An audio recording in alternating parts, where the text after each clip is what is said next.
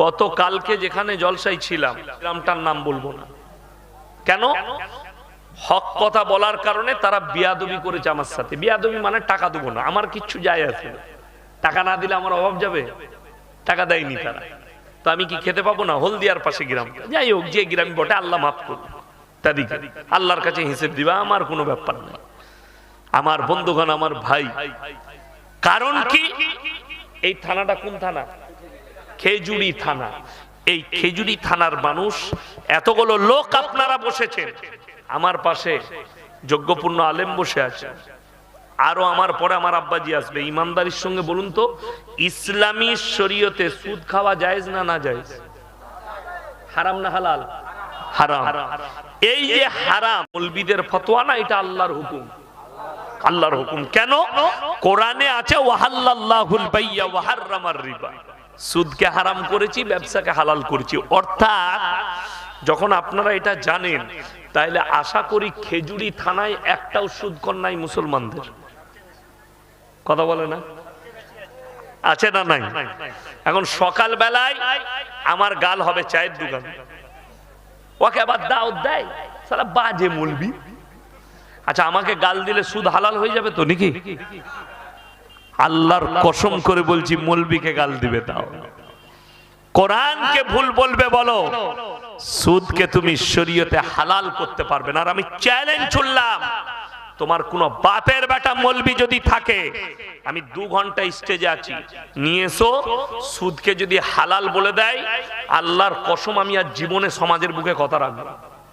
Challenge দিলাম, নিয়ে এসো, কোন বাপের বেটা মৌলবি বলবে, তার এই শ্বাস নালীটা ধরে উপড়ে দেবো আমি। এইখানে আমি বর্ধমান থেকে এসে এত বড় কথা বললাম, সেই মৌলবীর শ্বাস নালীটা উপড়ে দেবো হালাল করতে গেলে, যেহেতু আমার আল্লাহ ডাইরেক্ট কোরআনে হারাম বলেছে।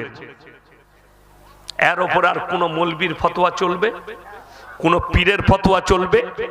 কোন মুহাদ্দিসের ফতোয়া চলবে? চলবে না, কেউ বলবেও না।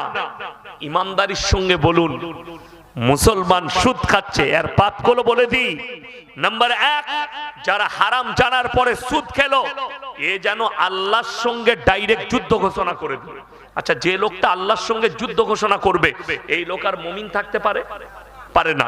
নাম্বার 1, এটা চলে গেল আল্লাহর কথা, নবীজি সাল্লাল্লাহু আলাইহি সাল্লামের হাদিস। আমরা মুহাম্মদ সাল্লাল্লাহু আলাইহি সাল্লামকে ভালোবাসি তো ইনশাআল্লাহ? যদি ভালোবাসেন, দেখুন ভালোবাসার নমুনাটা কি বলে দিই। আপনি আমি কেউ আল্লাহকে দেখেছি? দেখি, কিন্তু আল্লাহর জন্য আমাদের জান হাজির, ঠিক কিনা?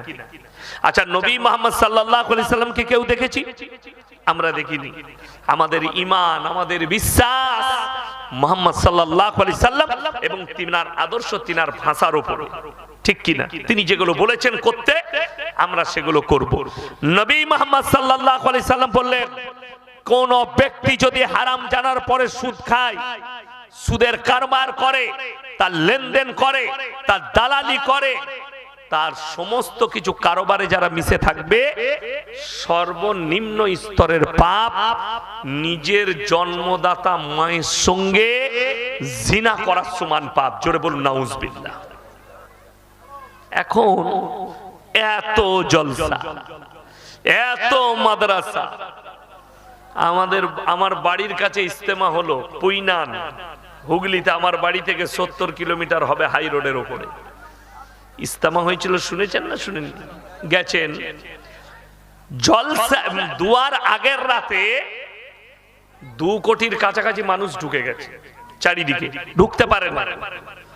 একজন 30 কিলোমিটার 40 কিলোমিটার দূর থেকে দোয়া করেছে। এমনও হয়েছে অনেক দূর থেকে দোয়া করেছে, মানুষ ঢুকতে পারেনি সেই জায়গায়। যাই হোক, আপনি গেলেন ইজতেমায়, দোয়া কবুল হবে, কেনে গেলে দোয়া করুন, কবুল করুন।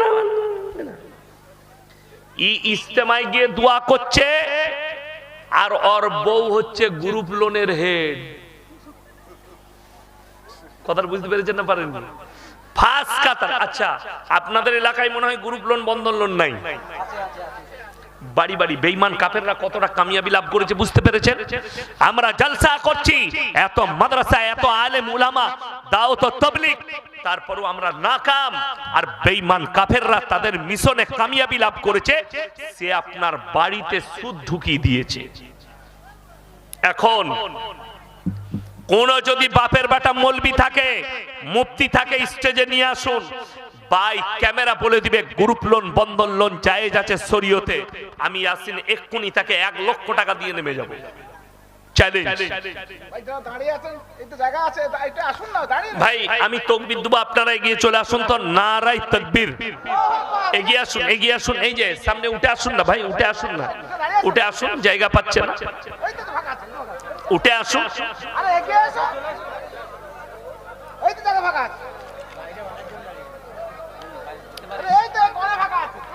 আরে ভাই এখানে কোণে অনেক জায়গা ফাঁকা আছে, চলে আসুন, চলে আসুন, মাশাআল্লাহ, তাড়াতাড়ি আসুন।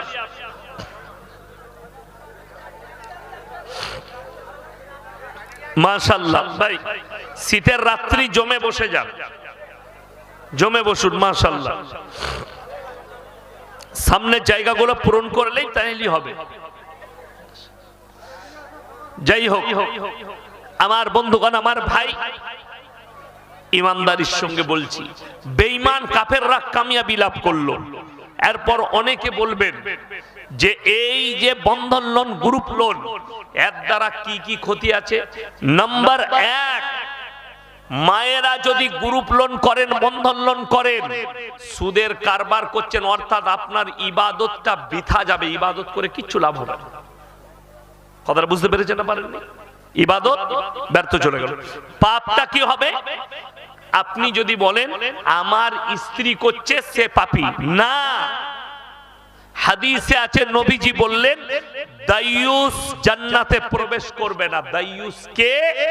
ওই ব্যক্তি যার বিবি, যার বিটি, যার মা, যার বোন বেপর্দা ভাবে রাস্তায় ঘুরে বেড়ায়, বেপর্দা ভাবে মরদের সঙ্গে মিলামিশা করে, তারা উদাসীন, তাদের মধ্যে ইসলামের কোনো চিহ্ন নেই, তারাই হচ্ছে দায়ুস।